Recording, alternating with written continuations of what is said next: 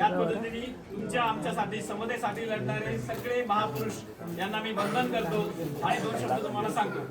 आज छत्रपती संभाजीनगर महानगरपालिकेचे इलेक्शन लागलेले आहे। या इलेक्शन मध्ये सगळ्या वेगवेगळ्या प्रकारचे उमेदवार आपल्याकडे उभे राहिलेले आहेत। हे उमेदवार 4 प्रकारामध्ये आहेत, त्याबद्दल तुम्हाला माहिती आहे। अनुसूचित जाती, ओबीसी, त्यानंतर ओपन आणि ओपन महिला। म्हणजे आपल्याला जे वोटिंग करायचंय आता ते 4 पद्धतीने वोटिंग करायचंय। तर नुसतं एक वोट करून चालणार नाहीये, आपल्याला 4 वोट करायचे आहेत। आणि प्रत्येक जो अनुसूचित जाती जमातीचं वोट जे आहे आपलं एससीचं शेड्यूल कास्ट मध्ये, त्यासाठी सतीश भाऊ गायकवाड हे वंचित बहुजन आघाडीकडनं उभे आहेत। तर आपल्याला हे वोट पहिले करायचंय, त्यानंतर बाकीच्या 4 ठिकाणी वोट करायचंय। त्यामध्ये तुम्ही फक्त एकच जर वोट केला असेल तर तुमचं वोट हे बाद होऊन जाईल।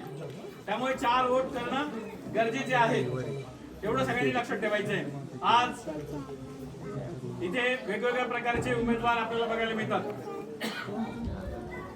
आज आमदार लेवलचा व्यक्ती इथे येऊन इलेक्शन लढतोय, ज्यांचं ऑलरेडी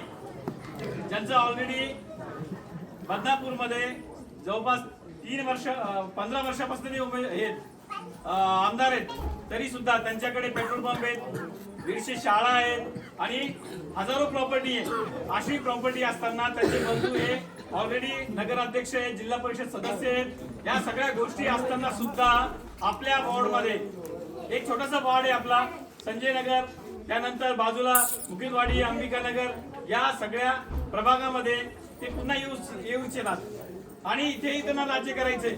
म्हणजे आजपर्यंत आज 25 डिसेंबर 1927 मध्ये मनुस्मृती डॉक्टर बाबासाहेब आंबेडकरांनी जाळली होती।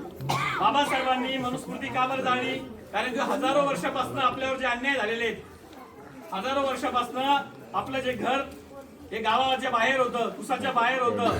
आपल्याला पैसे असताना, म्हणजे एखादा सरदार असेल ज्याच्याकडे पैसे असतील, श्रीमंत असेल, तरी सुद्धा त्याला स्वच्छ आणि चांगले कपडे घालण्याची मुभा नव्हती। या मनुस्मृतीने आपल्याला अशा पद्धतीने वागणूक दिली होती।